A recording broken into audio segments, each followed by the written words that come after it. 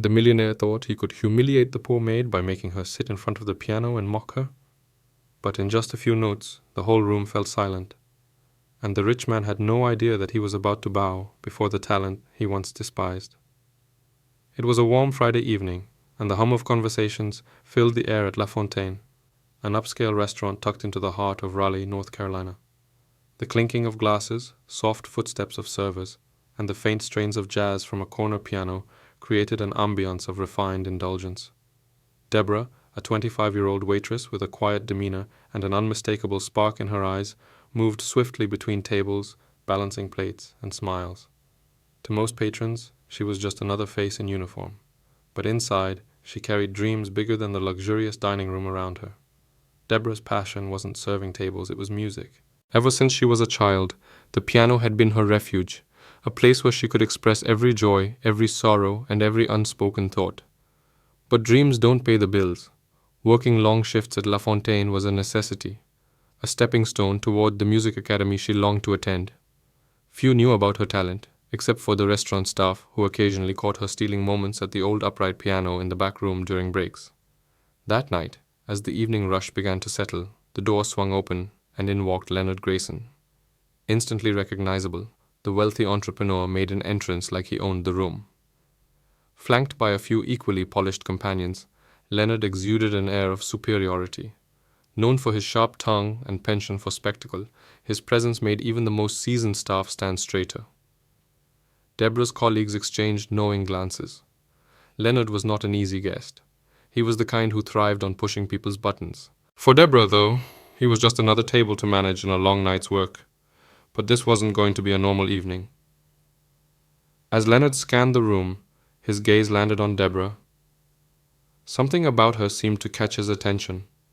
A momentary pause, then a smirk. Deborah felt the weight of his stare, but brushed it off, focusing instead on refilling water glasses and clearing plates. But Leonard wasn't done with her. He'd already decided she was going to be his entertainment for the night. Deborah had grown up in a small town in South Carolina, where dreams of grandeur often felt as distant as the stars. Her mother, a single parent and a tireless caregiver, had worked double shifts as a nurse to ensure Deborah and her siblings had food on the table. Despite their modest means, music had always been a constant in their home. Her mother's old vinyl records and the out-of-tune piano gifted by a neighbor were the seeds of Deborah's love for melody. That piano became her escape. While other kids played outside, Deborah spent hours teaching herself to play.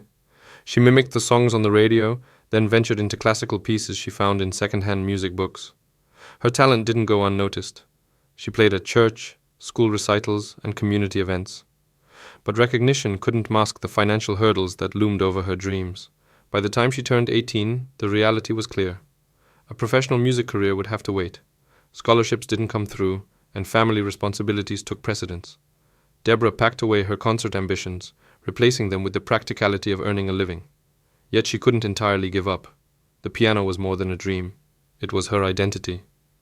When she moved to Raleigh a few years ago, Deborah sought out a job at La Fontaine, not just because of the pay, but because of the grand piano tucked into the corner of the restaurant. Even though she rarely had time to play it, just knowing it was there gave her a sense of comfort. Music hadn't left her. It was simply waiting. That night, as Leonard and his entourage took their seats, Deborah approached their table, balancing a tray with practiced grace. Leonard ordered a top-shelf scotch and cracked a joke loud enough for the nearby tables to hear. Deborah offered a polite smile as she took their orders, her voice steady, despite the strange energy radiating from him. "Deborah, huh?" Leonard said, glancing at her name tag. "Sounds like someone with a lot of hidden talents."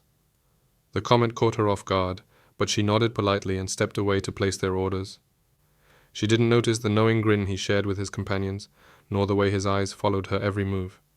But Leonard wasn't just observing, he was planning, and Deborah would soon find herself at the center of a spectacle she never asked for. The night carried on like any other, with the hum of laughter and silverware filling the room. Deborah kept her pace steady, avoiding Leonard's gaze as she moved between tables. She'd dealt with difficult customers before, but something about him felt different. Not just rude, but calculated. His presence loomed like a shadow, making her uneasy in a way she couldn't quite shake. By the time the appetizers were served, Leonard had already started his performance, though not the kind Deborah expected. He held court at his table, loudly recounting tales of his success and peppering in jabs about people who lacked ambition. His entourage laughed dutifully while other diners shot annoyed glances in his direction. Deborah tried to stay focused on her tasks, but as she returned to his table with a bottle of wine, Leonard caught her off guard. "Tell me, Deborah," he said, his voice cutting through the noise. "What do you do when you're not carrying plates? Surely a young woman like you has dreams." His words stopped her mid-pour. Deborah hesitated, then gave a careful answer. "I play piano sometimes," she said softly, hoping to keep it brief. Leonard's eyes lit up, and a sly smile curled across his lips. "A pianist, huh? How fascinating. Why don't you give us a little performance?" Deborah froze. The room seemed too quiet, the weight of his words hanging in the air. "Oh, I couldn't," she said quickly, forcing a nervous laugh. "I'm just here to work tonight." But Leonard wasn't about to let it go. "Nonsense," he declared, his voice booming. "There's a piano right there in the corner.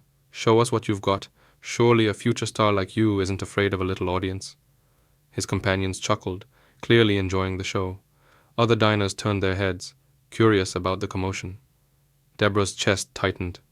She could feel the heat of their stares, the silent judgment waiting to unfold. She wanted to say no, to walk away, but Leonard's challenge hung in the air, daring her to rise to it or crumble under its weight. "I really shouldn't," Deborah stammered, glancing around for support. But even her colleagues seemed hesitant to intervene. Leonard leaned back in his chair, sipping his scotch with a smirk. "Ah, I see," he said mockingly. "All talk, no talent. That's disappointing." The words hit like a slap. Deborah's hands clenched at her sides. She wasn't one to seek confrontation, but the way he dismissed her, like she was a joke, a nobody, cut deeper than she expected. Her mother's voice echoed in her mind. "Never let anyone make you small, Deborah. You're bigger than they'll ever know." A moment of silence stretched between them. Deborah glanced at the piano, then back at Leonard. His smug expression dared her to take the bait, and against her better judgment she did. "Fine," she said, her voice steady but low. "I'll play." The room bristled with anticipation as Deborah walked toward the piano, each step carrying the weight of both fear and defiance. The dining room seemed to hold its breath as Deborah approached the gleaming grand piano. The soft glow of the chandelier above cast a spotlight on her, isolating her from the murmuring crowd. Her fingers trembled as she slid onto the bench, the polished keys gleaming like a challenge waiting to be met. Behind her, Leonard leaned back in his chair, the picture of smug satisfaction, as though he had already won whatever game he was playing. Deborah closed her eyes for a moment, steadying her breath. Her heart pounded so loudly she could barely think. This wasn't the church recitals or the cozy community gatherings she'd once known. This was different. This was hostile. But there was no turning back now. She placed her hands on the keys, feeling their cool surface beneath her fingertips. The first notes were soft, hesitant, almost fragile. A few diners shifted in their seats, and someone coughed in the back of the room. Deborah ignored them, her focus sharpening as she leaned into the music. She chose a piece she knew by heart, a soulful rendition of Clair de Lune by Debussy. The melody spilled into the room, weaving through the air like a thread, delicate but unyielding. As her confidence grew, the music swelled. Her hands moved with a grace that belied the chaos inside her, the notes pouring out like a confession. Each chord seemed to carry a piece of her story, the sacrifices her mother made, the nights she spent practicing in a cramped room, the weight of dreams deferred but never abandoned. The diners fell silent, their earlier chatter replaced by a collective stillness. Even Leonard, who had been whispering to his companions, went quiet. Deborah didn't need to look at him to feel the shift in the room. The mocking energy had dissipated, replaced by something she couldn't quite name. Perhaps awe, perhaps humility. The music soared and Deborah let herself go. For the first time in what felt like years, she wasn't a waitress or a struggling dreamer. She was simply herself, an artist. Her fingers danced across the keys, drawing out emotions so raw and vivid they seemed to hang in the air like smoke. By the time she struck the final chord, the room was utterly still. For a moment there was no sound, just the lingering resonance of the piano. Deborah sat frozen, her hands still resting on the keys, unsure of what would come next. Then, as though released from a spell, the audience erupted into applause. The sound was thunderous, reverberating off the walls and filling the room with a warmth Deborah hadn't expected. Some diners stood, clapping with a fervor that brought tears to her eyes. Her co-workers, who had been watching from the sidelines, joined in, their faces lit with pride. Leonard, however, remained seated. His smirk was gone, replaced by an expression Deborah couldn't quite decipher. Part shock, part discomfort. He raised his hands and clapped slowly, a hollow sound compared to the cheers around him. But even his hesitant applause couldn't overshadow what Deborah had just done. She had reclaimed her voice, and no amount of condescension could take that away. As the applause began to fade, the room seemed to exhale collectively. Deborah slowly stood, her knees still trembling but her back straight. She glanced around, and for the first time that evening she truly saw the people watching her. Not as spectators, but as witnesses. Their expressions carried something new. Admiration, respect, and even a hint of awe. She didn't look at Leonard right away. Instead, she gave a small, polite nod to the diners who had clapped the loudest, her lips curving into a faint smile. It wasn't pride she felt, but relief. Relief that she hadn't let fear silence her. But then, as though magnetized, her gaze shifted to Leonard. He was still seated, his hands clasped in front of him on the table. The confident smirk he'd worn so brazenly earlier was nowhere to be seen. Instead, his face was a mask of forced neutrality, as though he couldn't decide whether to admit his misstep or double down on his arrogance.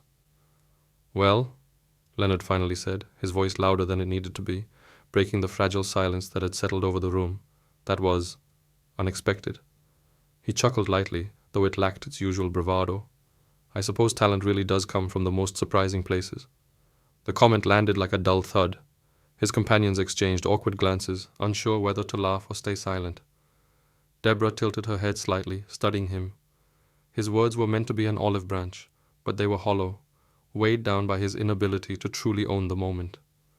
"Thank you," Deborah said, her tone steady and deliberate. There was no warmth in her voice, but no hostility either. She wasn't about to let him pull her back into the smallness he'd tried to impose. Her performance had spoken louder than any rebuttal she could offer. Leonard cleared his throat, clearly uncomfortable under the weight of the room's collective gaze. He gestured toward the waiter for another drink, a flimsy attempt to regain his composure. "You've got quite a gift," he added, almost begrudgingly. Deborah nodded once, her gaze unwavering. "Everyone has a gift," she said, the weight of her words deliberate. "It's how you choose to use it that matters." The room seemed to hold its breath again, the subtle sting of her response rippling through the air. It wasn't loud, it wasn't aggressive, but it was enough. Leonard shifted in his seat, his usual air of dominance slipping further with each passing second. The diners began to turn their attention back to their meals, though the energy in the room had shifted entirely. Where there had once been the quiet hum of privilege and pretense, there was now something richer, a shared understanding, perhaps even respect for the waitress who had reminded everyone of the power of authenticity. But Leonard wasn't just humiliated. He was exposed, and no amount of charm could shield him from the truth everyone in the room now saw. Deborah stepped away from the piano, the weight of the moment settling in her chest. Her colleagues greeted her with quiet smiles and subtle nods of encouragement as she returned to her station. She still had a job to finish, but something about her posture had changed. Her head was held a little higher, her movements more deliberate.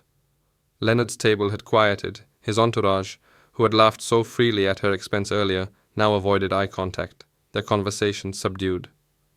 The bravado that once filled their corner of the restaurant had evaporated, leaving only an awkward silence in its place. The night continued, but Deborah felt lighter. Each step she took through the dining room felt more purposeful, her confidence blooming in a way she hadn't expected. As she refilled glasses and cleared plates, patrons stopped her to offer kind words. "You're incredible," one older woman said softly, as Deborah set down a coffee cup. "I don't think I've ever heard anything so moving." "Keep going," another man added. "You've got something special. Don't let anyone tell you otherwise." Deborah thanked them with quiet humility, her heart swelling with gratitude.